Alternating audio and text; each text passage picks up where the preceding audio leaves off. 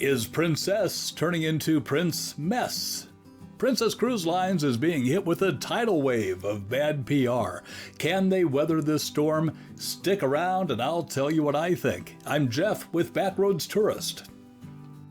Hey cruise friends, you know my wife and I are big fans of Princess Cruise Lines, but lately Princess has been doing some things that have been, well, let's say, disappointing. First of all, not too long ago, Princess added some things to their Princess Plus and Premier packages that used to be included in the standard fare.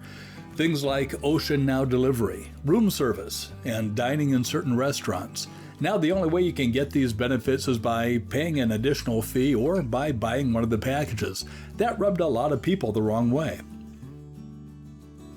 More recently, Princess raised the price of their internet by 67%.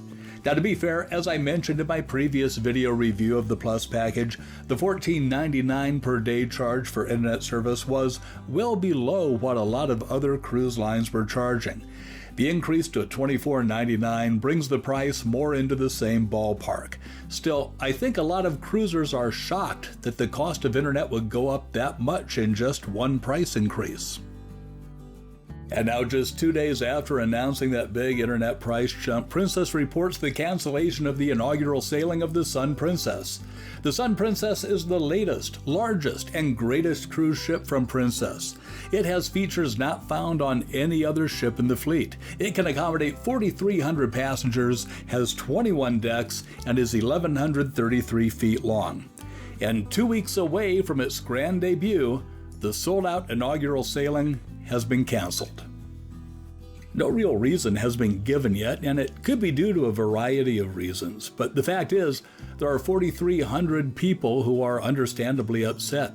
The inaugural cruise was supposed to be departing from Barcelona on February 8th for a 10-day cruise of the Mediterranean. The next scheduled sailing, which by default I suppose becomes the inaugural sailing, is February 18th out of Rome.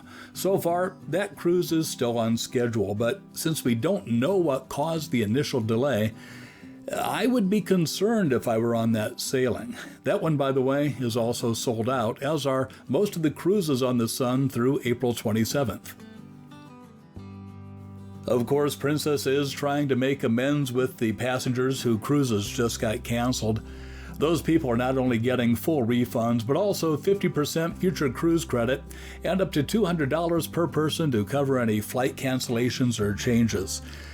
Still, it has to be disappointing and frustrating for people who have taken time off of work or otherwise adjusted their schedule to go on this dream cruise and then had their plans taken away just 2 weeks ahead of time. Even with the 50% future cruise credit, I bet it's going to be hard to win back a lot of those 4,300 customers. But I don't think it ends there. When the Sun Princess finally does set sail, I think this misstep is going to make it harder for the crew to get things in sync. A piece of advice that I've always heard is not to sail on an inaugural cruise because there's going to be a lot of kinks that still need to be worked out. Now, add in the problems that a 10-day delay is going to cause with supply chain issues, crew training, rehearsals. It has the potential to be even messier than a regular first-time sailing would be.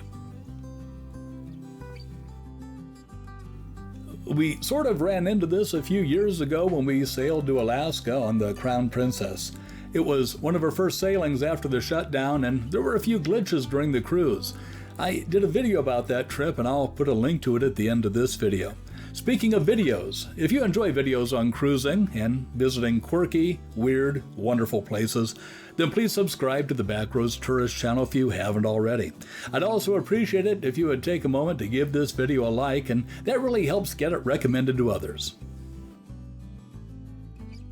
The Sun Princess has a lot of cruise dates in the Mediterranean through mid-September, and then she comes to Fort Lauderdale to do some cruising in the Caribbean before going back to the Mediterranean in March of 2025. As I mentioned, I like Princess, but the developments in recent months don't make me feel too good. And now, 2 weeks before the cruise, thousands of passengers are told that their cruise has been canceled. I'm sure there are good reasons, but it just doesn't look good. And it may be coincidence, but at about the same time the cancellation was announced, the stock for Carnival Cruise Lines, who owns Princess, started falling and ended the day in the red.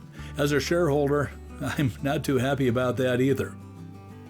Can Princess bounce back from all of this negativity, or has the brand been tarnished? It's going to be interesting to see how this all plays out. Hey, thanks for watching. I'm Jeff. I'll see you on the back roads or on a future cruise.